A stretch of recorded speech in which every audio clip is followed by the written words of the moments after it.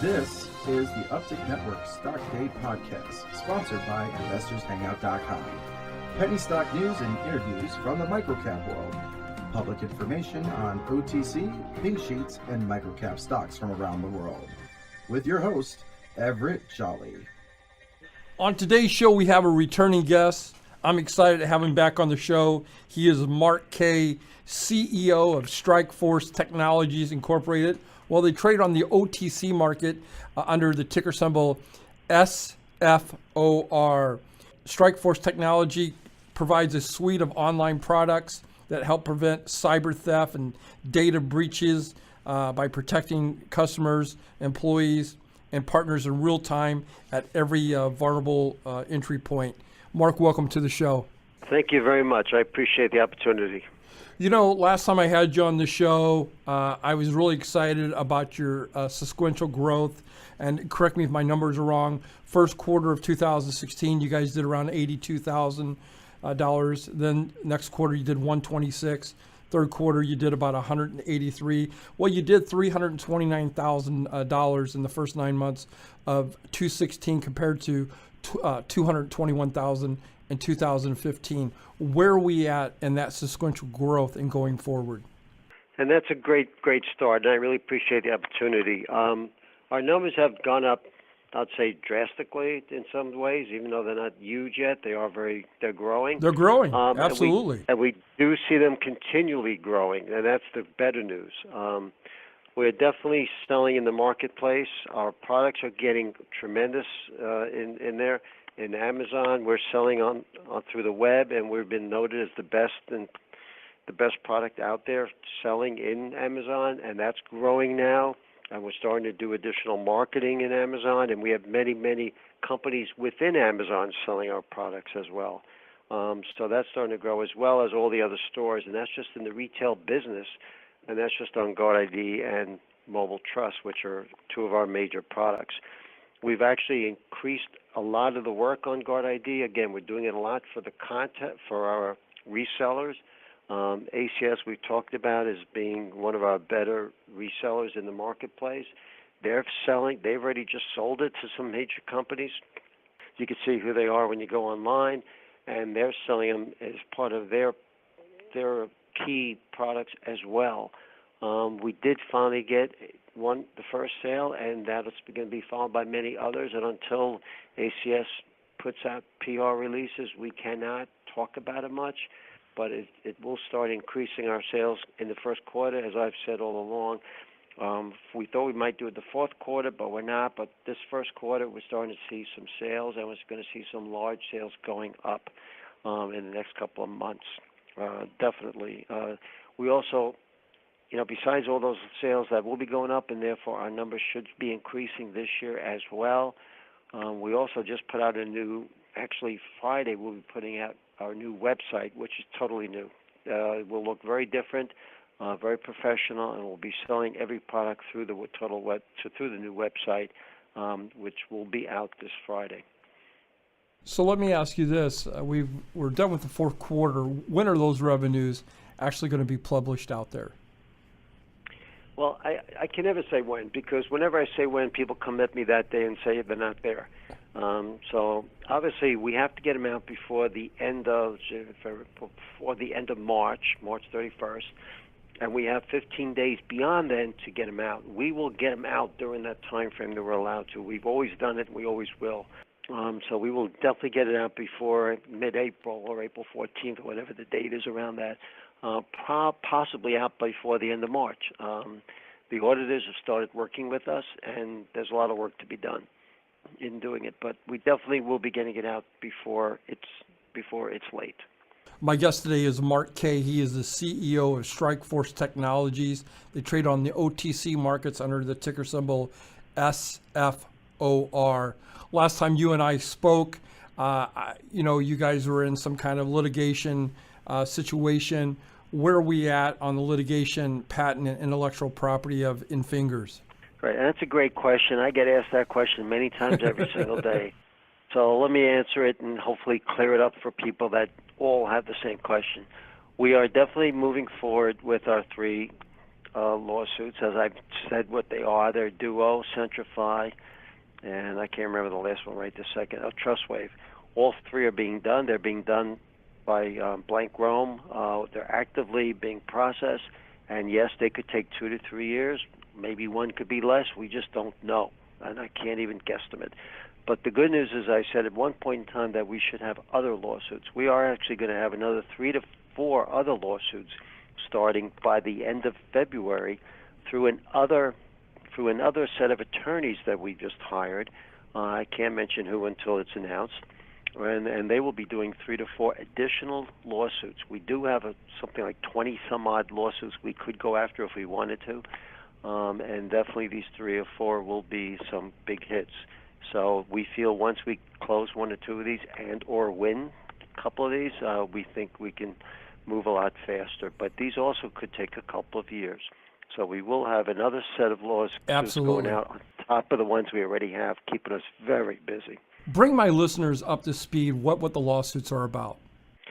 That's a great question because it's been a while. We are suing. We have an out-of-band authentication patent. It's the only, I'd say there's one other one in the marketplace we're aware of, and that's with Authentify. And Authentify and us have been, have signed on to be friends, and we have agreements not to sue each other. So we're definitely going after all these companies on out-of-band authentication, which is using our Protect ID product that is selling through many companies as well. Matter of fact, again, we just got another sale from Protect ID where people would sign in. They wanted to sign into a company. Let's say they're an employee of a company. They would sign in. They would through a computer. They would get an email back or a phone call back. And the phone call, they would put in a PIN, and then they would respond to that, and then they would get into their website. That would be an out-of-band authentication. There are various types of that. We have many different types of out-of-band. We also have many different types of two-factor, meaning two-factor is something you have and something you know. So like we're using a facial recognition or a fingerprint or voice. That's all two-factor and potentially three-factor. We have many, many variations of all of those available, but only out-of-band authentication is what our patent is about, which many companies are using now. Even push technology, which is a transaction that's using out-of-band authentication. Let's say you sign into American Express to buy something, and then they say you'll get a transaction on your computer, and it could be your PDA, and you hit allow or yes.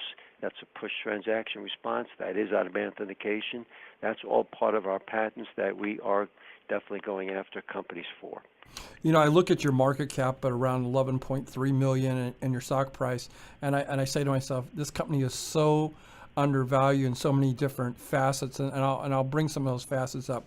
One, not only do you guys have intellectual properties, but like you said, you have patents. Are those provisional patents or utility patents? They're utility patents. They're process patents, and they obviously go on for as long until 22. Absolutely. So we have plenty of time, and even after 22, they're good for 6 years. So we have a long time in front of us that we could be going after companies, and they are the best kind of patents you could have. Yeah, and we're not talking about hundreds of thousands of dollars. We're talking about millions of dollars here, right, Mark? I hope so. That's what we're counting on. All right, we'll switch gears here for a second, but I just wanted to bring that up and see where we're at in the status on that. Hey, what is happening with your out-of-band patents going forward here? Well, again, the out-of-band authentication patent is going very strongly. We are increasing the Protect ID product that uses it as well. So we don't just have patents; we do have the products that'll go out. Then there's the Guard ID patent, which is very strong. We have 3 patents for out-of-band, and we have 3 patents for keystroke encryption. And the keystroke encryption side, by the way, is doing very, very well. I mean, that's where we're getting a lot of business. I think keystroke encryption is becoming more important every single day, getting a lot of limelight, and definitely being looked at by the antivirus companies as something they need to have badly, and we are in discussions with some and starting to get some deals done in that respect. So we expect some very sizable deals in this quarter, that could definitely, even as a reseller, in our channel, our resellers will be making tons of money, and we'll be making a lot of money as well, especially on the keystroke encryption type patents that we have out there, that we are increasing those products as well. You know, mobile security threats are way up here in the 21st century. Here in 2016, I'm sure it's going to go forward.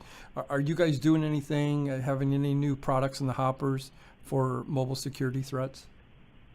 Well, again, we are working on some new products that I can't talk about without shooting you, so I won't talk about it. But we are working on a couple of new products relating to mobile security. Everything is related to mobile security. And then we just came out again with the push transactions that are very, very critical in our patents as well as in our product. And the product we'll have that available very shortly. But definitely, mobile is going to be the future, and everything on the mobile device. And we are doing things, especially with the keystroke encryption keyboard that we produce on the mobile device that no one else has ever done.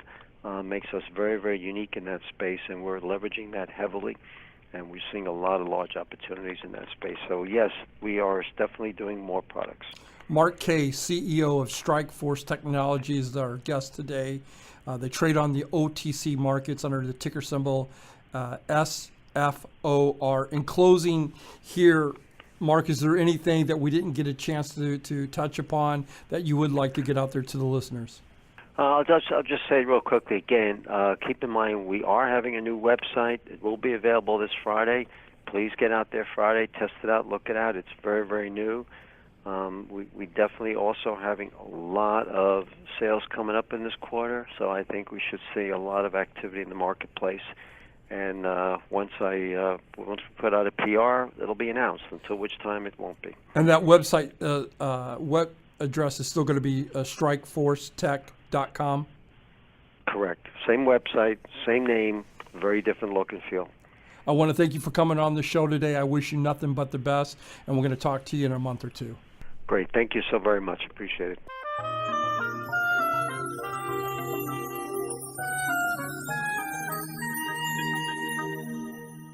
The following program is entirely sponsored and produced by Uptick Newswire LLC, which is responsible for the following content. The opinions and information provided on today's show are those of the guests and of those of the respective companies they represent, and does not necessarily reflect those of the staff or management of this station. Uptick Network encourages all listeners of the show to do their own due diligence and research when determining investment strategies that'll work for them, or to seek the assistance of an investment professional. The guests of today's show may have paid to appear on the show and are not directly affiliated with Uptick Network